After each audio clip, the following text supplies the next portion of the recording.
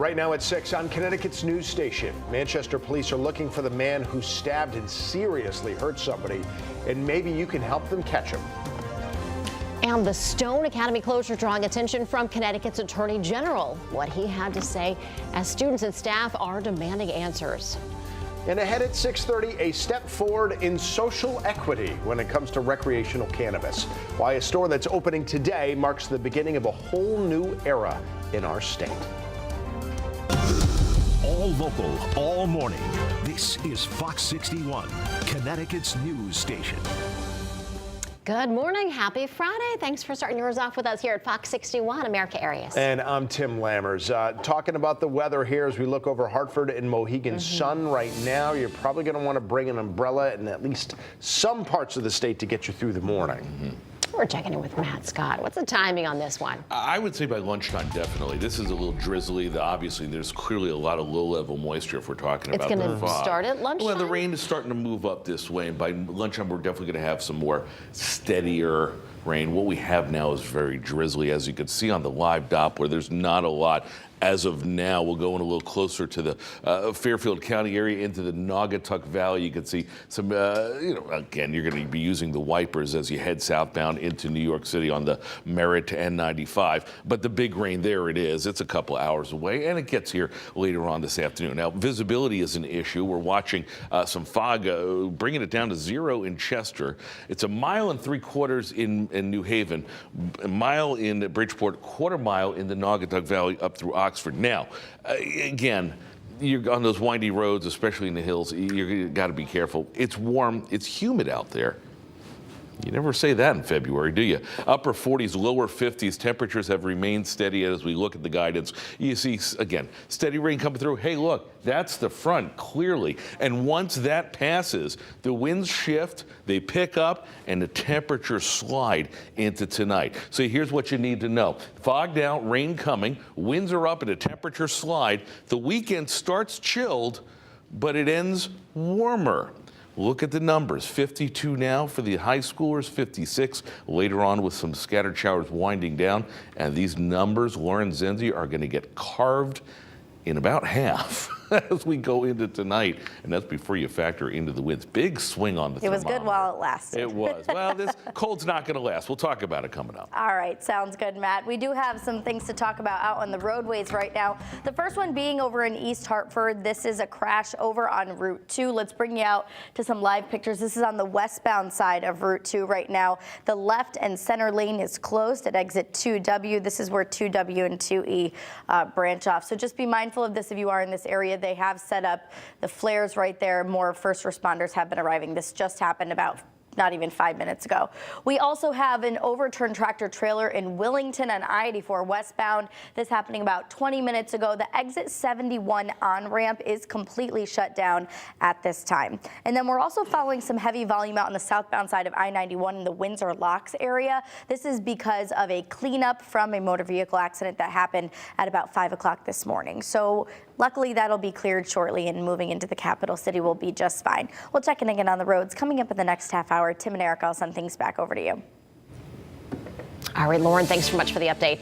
Well, breaking right now, 6:03, Manchester police are looking for the man who stabbed a person on Oakland Street last night and then took off, causing police to ask people to shelter in place. Yeah, this is in a busy area of Manchester, too. Fox 61's Brooke Griffin joins us live now from the Manchester Police Department with the latest on what they have to say. Brooke, good morning. Good morning to you both. We are expecting an update from Manchester Police any second now, really. So if he ends up coming out during the middle of this live shot, we are going to briefly take a pause and send it back to you guys, set up for that, and then we'll get you that new information. But what we do know right now at this minute is that Manchester Police say it's been about 10 hours since that stabbing happened. They say that they are still looking for that suspect. Again, that's the information that we have right now. Otherwise, they say they are looking for a person that was wearing a black ski mask and a hoodie. They say they are looking for a man. Now, Manchester police tell us around 8 o'clock last night, they were called to the area near Oakland Street and North Main Street for a stabbing. They tell us when the officers arrived, they found one person with stab wounds, and officers say that person has life-threatening injuries and was immediately taken to the hospital. Now, there's no word on their current condition, but again, we are hoping for an update.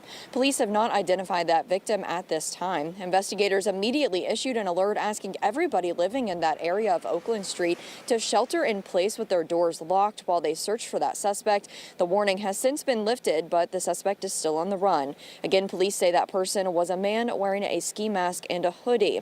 Now, they are wanting the public's help on this one. They say if you happened to have a camera in front of your home or in your yard, they want you to look at your surveillance footage. See if maybe you saw anybody suspicious in your neighborhood near Oakland Street around 8 or 9 o'clock last night. They say that is when they were searching for that suspect. And if you have anything that they may be able to use, they want you to give them a call. That number is 860-645-5500. Live in Manchester, Brooke Griffin, Fox 61, Connecticut's news station.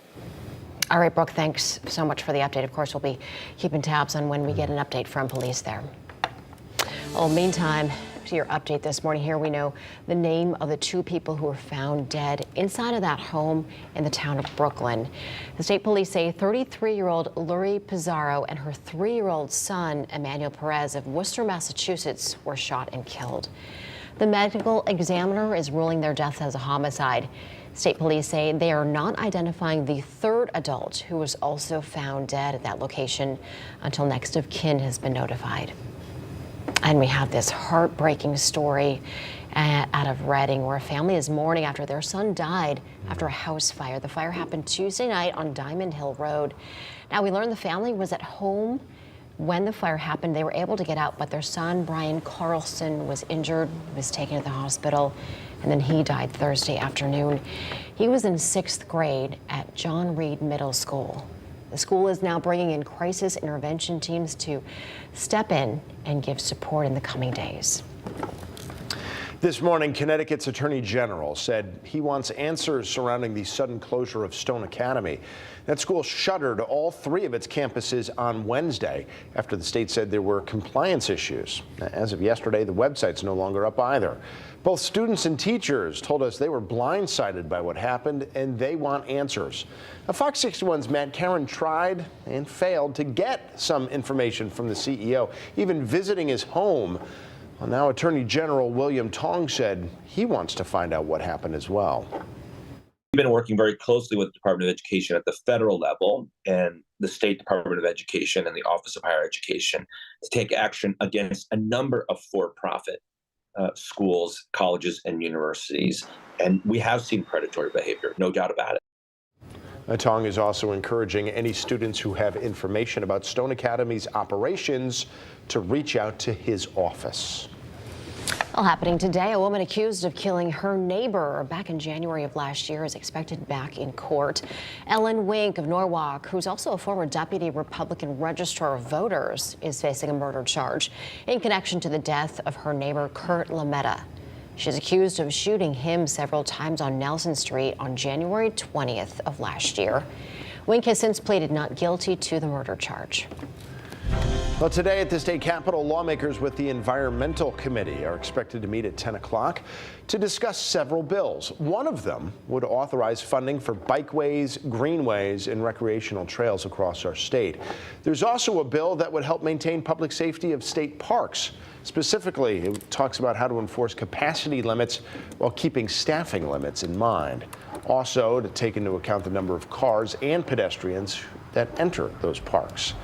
And there's also a balloon bill. It would ban the intentional release of 10 or more helium or other lighter than air balloons within a 24-hour period, but it would not apply to any balloons deployed by research entities like the National Weather Service.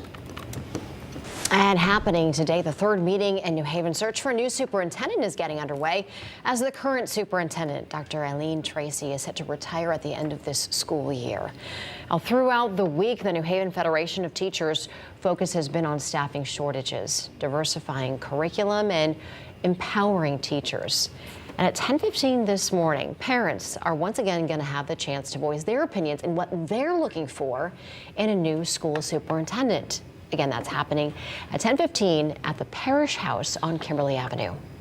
Okay, as promised, Manchester police are about to give us an update on the search for a man who stabbed another man on Oakland Street last night. Yeah, we're going to go straight out now, live, and listen in right now. 7 p.m. last night, officers responded to the address of 67 Oakland Street for a report of a stabbing. When they arrived at the residence, they encountered a 23-year-old female suffering from multiple stab wounds to her abdomen. At that time, the officers rendered medical aid, and the victim was ultimately transported to Hartford Hospital, where she underwent surgery last night, and at this time we have no update on her condition. Investigators began to canvass the area and gather information. It was determined that there was actually 4 individuals inside of the residence at the time this crime occurred. One of the residents did see a male suspect who she gave information on to the investigators. The detectives are following up on any leads that we have from last night, canvassing the area for any cameras, looking for information on who may have been in that area, who we've had history with in that area. But at this time, we do not have a suspect identified. We don't believe that there is any threat to the public. In fact, there's information that seems to indicate that this was a targeted home invasion. We're asking that anyone with any information, whether it be from surveillance cameras at their residence, out last night seeing anybody walking around that area, to contact our investigators as soon as possible. Can you talk a little bit about how obviously you guys put that lockdown kind of on that neighborhood? You asked people to shelter in place, maybe stay inside, keep their doors locked. Do you have a message to the community now that it seems like maybe it was a more targeted attack? Yeah, absolutely. When we have incidents like this, especially serious crimes with a home invasion, certainly we want to do everything we can to get information to the surrounding area. We did not have any indication that the person arrived in a vehicle, and everything was leading us to believe that they may have left on foot. So in that indication, we wanted to get information out immediately in case this individual was trying to commit other crimes in the area. Was anyone else at the home hurt? Okay, so there you have it. We have learned more about that victim, a 23-year-old woman stabbed in the stomach area multiple times and has undergone surgery at a hospital. Again, this happening on Oakland Street in Manchester. We're going to be following this all morning.